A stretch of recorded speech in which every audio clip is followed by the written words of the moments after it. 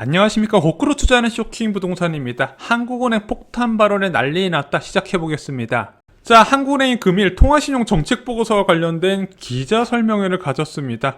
이 자리에서 깜짝 놀란 이슈가 있었습니다. 이것 때문에 금융시장이 한바탕 뒤집어졌어요.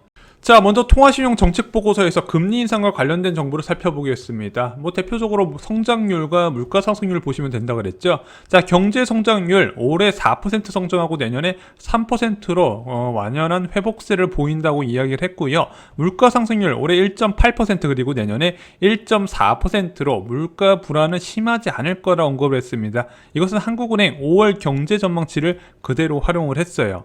자, 여기에 글로벌 인플레이션 우려 증대를 좀 언급을 했습니다. 지금 전 세계적으로 물가 상승세가 심상치 않을 거로 보여지고 있어요. 자, 미국이 벌써 4%의 소비자 물가 상승률을 기록했고, 오늘 발표된 소비자 물가 상승률 전월보다 더 높아질 것으로 시장이 보고 있거든요. 그런데 미국하고 한국뿐만 아니라 최근에 독일이 소비자 물가 급등세에 긴축으로 전환돼야 되는 거 아니냐, 지금 이런 의견이 나오고 있고요. 신흥국에서는 벌써 물가 불안에 지속적인 금리 인상을 나서고 있는 상황이에요. 자, 이게 일시적이 아니라 전 세계적으로 과거에 보기 힘들었던 심각한 인플레이션이 오는 게 아니냐, 이런 언급을 한국은행에서도 이번에 포함을 시킨 겁니다. 또한 저금리의 부작용에 대해서 강하게 언급을 했습니다. 위험자산 선호 현상이 높아지는 부분, 그리고 가계부채가 크게 증가하는 부분도 강하게 지금 문제 제기를 한 상황이에요. 자, 그런데 오늘 화제가 됐던 것은 바로 기자 설명회의 내용이었습니다. 자, 이 자리에서 굉장히 날카로운 질문들이 많이 쏟아졌거든요. 이것을 답변하는 과정에서 금융시장이 뒤집어졌다는 거죠. 자, 기자 질문 첫 번째, B2 가계부채 폭등은 낮은 기준금리의 부작용이냐, 이렇게 대놓고 물어본 거예요. 자, 그랬더니 박종석 한국은행 부총재보가 이렇게 답변을 했습니다. 자산 가격은 유동성 환경, 수급 여건, 심리 요인 등이 복합적으로 작용한다. 저금리도 영향이 있겠지만 그것만으로 원인이라 보기는 무리가 있다고 답변을 했습니다. 당연히 집값 폭등한 거, 비트코인 폭등한 거 우리가 기준금리 낮춰서 그랬습니다. 인정하지는 않겠죠. 다만 가계부채가 크게 늘어나는 배경에는 기저의 저금리 기조가 영향을 줬다. 하지만 이는 코로나19에 따른 경기 위축 방지를 위한 불가피한 조치였다. 현재는 금융시장이 안정됐고 경제 성장 전망이 빠르게 좋아지고 있다. 이제는 위험선호 확대, 가계부채 증가 등의 금융 불균형 우려에 대해서 유의할 필요가 있다고 언급을 한 겁니다.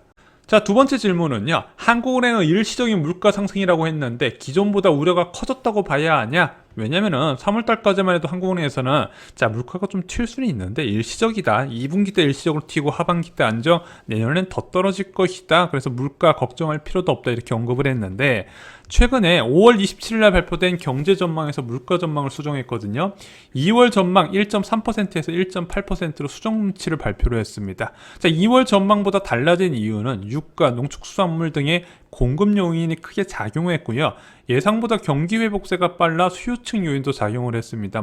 예를 들어 개인 서비스 요금 등이 올라가는 부분이 여기에 작용했다 본 거죠. 자, 앞으로 물가 상승은 농축수산물, 원자재 가격 등과 같은 공급 요인에 크게 영향을 받을 것이다. 내년에 가면 공급층 요인이 줄어들지 않을까 기대는 하는데, 이게 원자재 가격 등에 밀접한 영향을 받기 때문에 보장은 못한다. 그래서 내년에 1.4% 했는데 그럼 우리의 희망치고 그때 돼봐야 된다. 결국에는 이 물가 상승이 일시적으로 주장했던 거에 대해서 한 발 물러서서 상황을 봐야 된다 언급을 했습니다. 자, 그리고 중요한 내용이에요. 한국은행에서 연내 금리 인상 가능성을 꺼냈어요. 지난번 금통에서 이주환은행 총재가 언급을 했습니다. 자, 그러면은 긴축, 금리 인상을 하면 긴축이 있잖아. 그런데 국채 단순 매입 같이 할 수 있겠냐? 이게 뭐냐면은 지금 국채 시장, 장기채 시장 불안이 좀 조짐이 보이잖아요. 계속해서 2%, 2.1% 넘는 수익률이 나타나다 보니까 이 장기채 시장 불안이 아무래도 국내 채권 시장 불안으로 이어지지 않을까 해서 한국은행이 시장에 좀 개입을 하고 있거든요. 자, 그런데 너네 금리 인상한다며 이거 채권 매입 계속할 수 있겠어? 이렇게 물어본 겁니다. 그랬더니 여기서 나온 답변이 굉장히 화제가 된 거예요. 기준금리 한두 번 올려도 긴축 아니야? 금리 인상 앞당길 듯, 이런 기사가 오늘 쏟아졌죠. 어떤 답변을 통해서 이런 이야기가 나왔냐면요. 자, 먼저 기자의 답변을 하면서 어떻게 답변을 했냐? 통화정책과 국채 단순 매입은 성격이 다르대요. 통화정책은 경제 전방적인 상황과 연관되지만 국채 단순 매입은 채권시장 안정화 차원에서 접근이 된다. 그래서 이 두 가지는요, 운용 취지 자체가 다르대요. 한마디로 금리 인상 올려도 국채 매입 계속할 수 있다는 얘기입니다. 그러다 보니까 오늘 10년물 국채 수익률이 급락을 했죠. 자, 그리고 여기에 덧붙인 거예요. 자, 한국은행에서 기준금리를 올리긴 올리는데 이것은 긴축이 아니다. 왜? 지금 0.5% 기준금리가 너무 낮기 때문에 한두 번 더 올린다 하더라도 그건 긴축이 아니라고 본다, 이렇게 언급을 한 거죠. 이게 굉장히 중요한 발언입니다. 자, 왜냐면 긴축이라는 거는 경기 과열을 억제하기 위해서 중앙은행 중심으로 실시하는 일련의 정책을 의미해요. 그러면은 이 경기 과열은 어떤 지표로 확인할까? 대표적으로 소비자 물가지수 상승률을 판단을 합니다.